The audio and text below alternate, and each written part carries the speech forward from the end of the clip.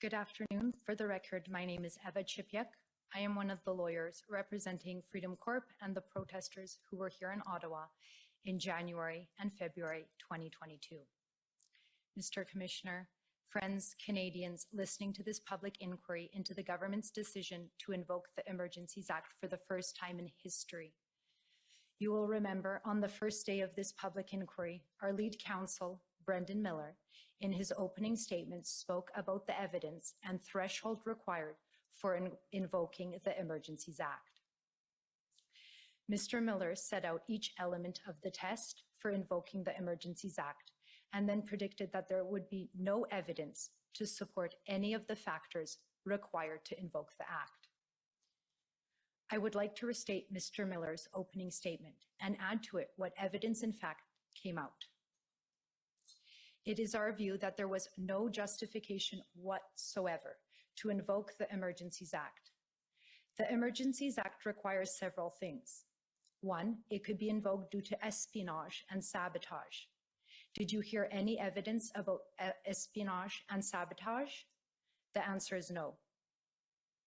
Two, it could be invoked on the basis of clandestine or deceptive foreign influence, or foreign influence that involves the threat to a person.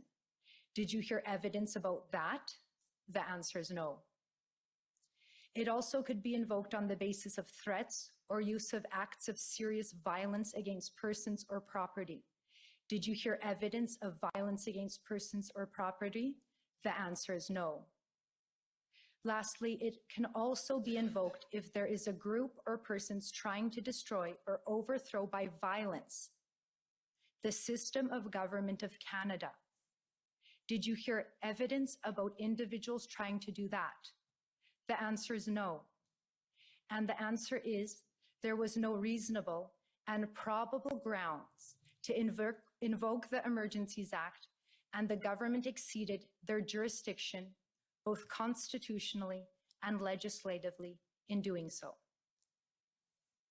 In using the Emergencies Act, which gives the government with extraordinary powers, the Government of Canada chose use of force, that is state violence, over peaceful negotiations and democratic engagement with the Canadian people.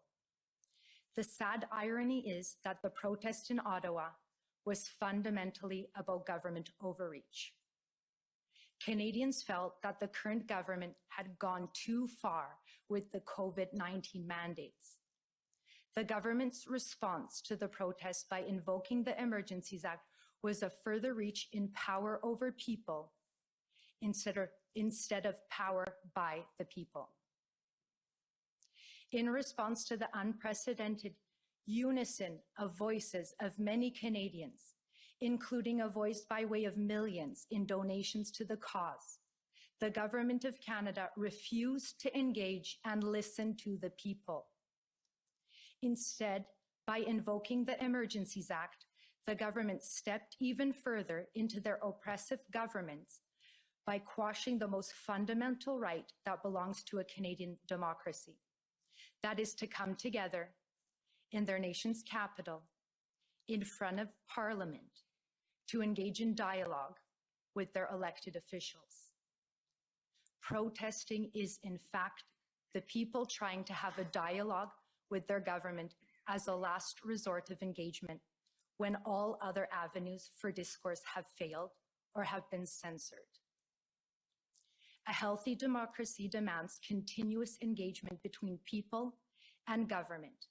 And when the government uses violence to assert its power over the people, the fabric of democracy is torn. That is what was witnessed at the protest. We heard from witness and protester Maggie Byrne, who knelt before the public order units, placed a copy of the Canadian Bill of Rights, the first human rights law in Canada, onto the snow in front of her before being brutally snatched and shoved behind the police lines, thrown to the frozen ground, beaten, and had a rifle pointed to her head. We heard from witness and veteran Chris Deering, survivor of a bomb explosion in Afghanistan. He fought for our country because he believed that our Canadian values were worth fighting for. He said he came to Ottawa because it was his duty to support the protesters in their cry to the Canadian government that enough is enough. They've gone too far with interfering with our right to freedom, our right to live in a safe country, free from fear. In response to our dear veterans' bravery, moral courage, and sacrifice for this country, he was brutally beaten by the police and treated with less human dignity than a prisoner of war. The fact is, it does not matter which side of the protest you are on. To be Canadian is to value human dignity, kindness, community, compassion, and love. It is not normal to hate and divide. This public inquiry is more than just looking into circumstances that led to the government's decision to invoke the Emergencies Act. It is the beginning of a journey of rediscovering of what it means to be Canadian. The government does not define us, we do. We, the collective of many diverse groups across the country. The protest in Ottawa brought so many Canadians from all different walks of life together. It was an opportunity for reconciliation, for uniting and forging friendships despite so many differences. The protest in Ottawa gave people hope, and it humbled all of us.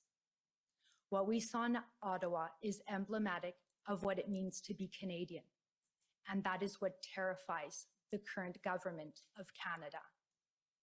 Yes, there was honking and diesel and noise, and that was not only challenging for residents in Ottawa, but also for protesters. But the protesters were not extremists or terrorists.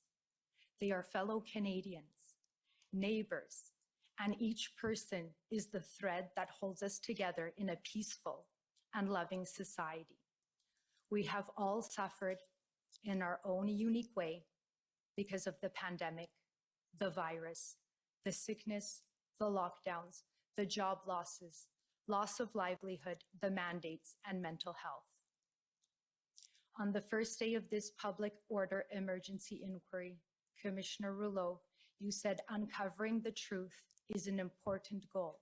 When difficult events occurred that impact the lives of Canadians, the public has the right to know what happened. Certes, l'objectif de l'enquête publique. So the call of this public inquiry is to shed a light on the situation which occurred and to make recommendations so that this situation will not occur again. Be the starting point for all Canadians. And that means all Canadians, including government leaders, to hold the executive branch of Canada to account. If there ever was a time for a Prime Minister to step down, now is that time. Thank you.